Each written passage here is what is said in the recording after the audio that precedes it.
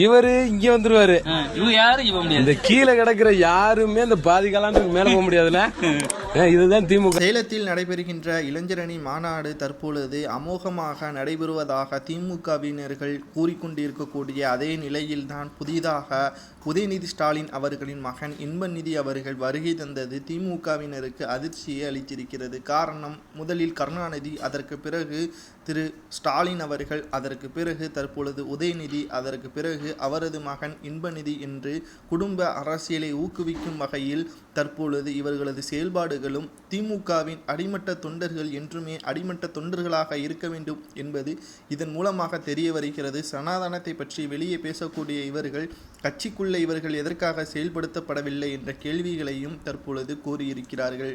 நேற்று இரவில் இருந்தே திமுகவின் இளைஞரணி கூட்டத்திற்கு தமிழகத்தில் இருக்கக்கூடிய பல்வேறு இடங்களில் இருந்து சேலத்தில் இருந்து ஆட்கள் வராத காரணத்தினால் பல்வேறு பகுதியில் உள்ள மாவட்டங்களில் இருந்து மக்களை கொண்டு வருவதற்கான ஏற்பாடுகளையும் செய்து வருகின்றனர். கிட்டத்தட்ட 2 லட்சத்திற்கு மேற்பட்டவருக்கான உணவுகள் தயார் செய்யப்பட்டிருக்கக்கூடிய நிலையில் 1500க்கு பேர் கூட தற்பொழுது கூட்டம் கூடாமல் இருக்கக்கூடிய அவல நிலை சேலத்தில் ஏற்பட்டிருக்கிறது. காரணம், திமுகவினர்கள் செய்யக்கூடிய அட்டூழியங்கள், ஊழல்கள் மற்றும் சனாதனத்தை பற்றி பேசியதன் காரணமாக வடமாநிலங்களில் தோல்வியற்றதை கருத்தில் கொண்டு பாஜக தற்பொழுது தமிழகத்தில் மிகப்பெரிய ஒரு மாற்றத்தை கொண்டு வந்திருக்கிறது. திமுகவினர்கள் ஏற்கனவே கலைஞர் 100 நிகழ்ச்சியில் 500 பேர் கூட கூடாமல் நட்சத்திர பட்டாளங்களே குவிந்த நிலையிலும் 500 பேர் கூட கூடாமல் மக்கள் எதிர்ப்புகளை திமுகவினருக்கு செலுத்தினர். அதேபோல்தான் தற்பொழுது இளைஞரணி மாநாட்டிலும் எதிர்ப்புகளை தெரிவித்திருக்கக்கூடிய நிலையில் என்ன செய்வதென்று தெரியாமல் திமுகவினர்கள் சேலத்திலிருந்து